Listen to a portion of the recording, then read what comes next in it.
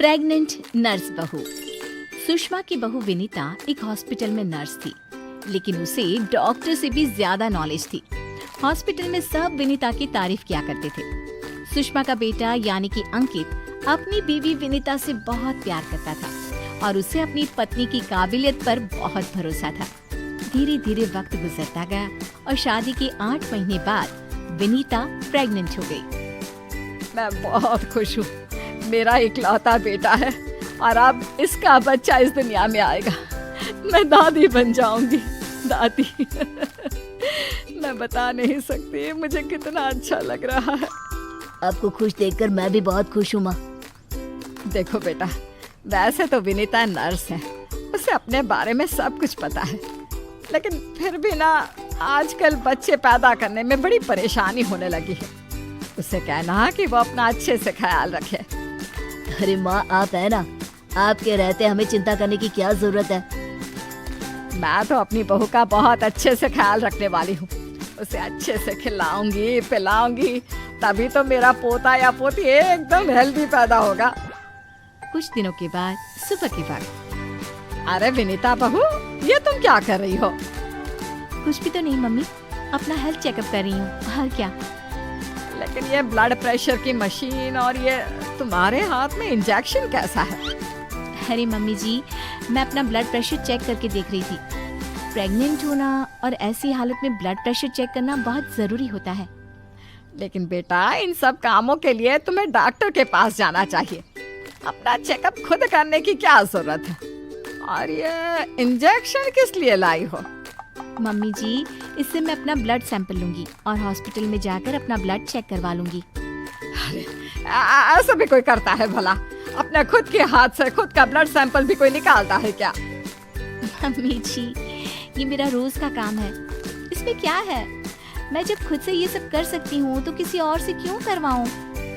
अच्छा ठीक है, जैसा तुम्हें सही लगे। कुछ दिनों के बाद सुषमा अपनी बहू को फिर से इंजेक्शन लगाते हुए देखती है और अंकित भी उस वक्त वहीं पर था। अरे विनीता, ये तुम क्या कर रही हो?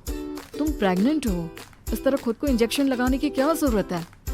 अब तू ही समझा बेटा।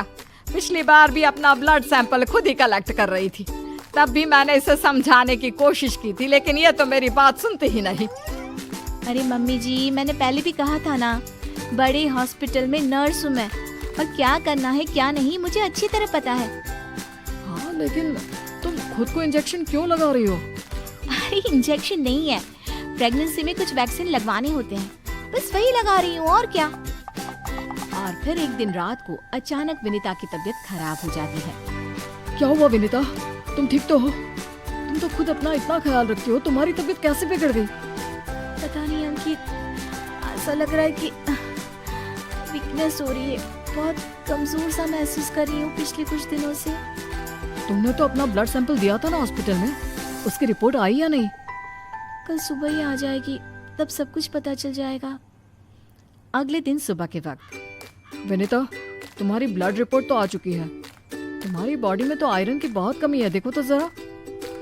अरे हाँ, इसके हिसाब से तो मुझे ब्लड चढ़ाना चाहिए, वरना डिलीवरी के वक्त बच्चे को प्रॉब्लम हो सकती है। मैं एक काम करती हूँ, ब्लड चढ़वा लेती हूँ। ऐसा कैसे ब्लड चढ़वा लेती हूँ? पहले डॉक्टर से जाकर पता करो और हॉस्पिटल में जाकर ब्लड चढ़वाओ। ये सब काम बिना किसी डॉक्टर की सलाह के नहीं करने चाहिए। मम्मी जी, आप फिर से शुरू हो गई ना। क्या करना है क्या नहीं मैं अच्छे से जानती हूँ, मैं खुद कर लूंगी। और विनीता हॉस्पिटल से ब्लड की बोतल का इंतजाम करती है और खुद अपने ही हाथों से खुद को घर में रहकर ब्लड चढ़ा लेती है। अगले दिन। विनीता, अब तुम्हारी तबीयत कैसी है? देखो, मुझे पता था ब्लड चढ़ते ही मेरी सारी वीकनेस दूर हो जाएगी। मुझे बहुत अच्छा लग रहा है, एकदम ठीक हूँ मैं। कुछ दिनों के बाद विनीता की प्रेगनेंसी का 8वां महीना शुरू हो चुका था और एक दिन सुबह के वक्त विनीता अच्छे से तैयार होकर अपने कमरे से बाहर आती है। क्या हुआ विनीता, सुबह सुबह कहाँ जा रही हो? बहुत दिन हो गए हॉस्पिटल नहीं गई, सोच रही हूँ आज ड्यूटी पर चली जाती हूँ। डॉक्टर का भी फोन आया था अभी। लेकिन बेटा, अब तुम्हारा 8वां महीना चल रहा है, ऐसी हालत में तुम्हें घर में आराम करना चाहिए और डिलीवरी करवाने तो बिल्कुल भी नहीं जाना चाहिए। लेकिन क्यों मम्मी जी, डिलीवरी करवाने में क्या प्रॉब्लम है? ये तो मेरा जॉब है। और हॉस्पिटल में दिन रात यही तो करवाती थी। आपने कहा कुछ दिन काम पर मत जाओ, इसलिए नहीं गई। हाँ मम्मी, वैसे विनीता ठीक ही तो कह रही है, उसका रोज का काम है ना ये। तुम आजकल के बच्चे ना कुछ नहीं समझते। अरे तुम्हें वैसे तो सब पता है, लेकिन शायद ये नहीं पता कि इस हालत में अगर तुम डिलीवरी करवाने आई औरतों को देखोगी तो तुम्हारी सेहत पर बुरा असर पड़ेगा। अरे मम्मी, ऐसा भी कुछ होता है क्या? मम्मी जी, किसी और की डिलीवरी करवाने से मेरे ऊपर कैसे फर्क पड़ सकता है? मैं कोई पहली बार थोड़ी ना ये सब करवाने जा रही हूँ। विनीता अपनी सास की एक नहीं सुनती और हॉस्पिटल चली जाती है। वहाँ से वापस आने के बाद, अरे मम्मी जी, आपको मेरी बहुत चिंता हो रही थी ना?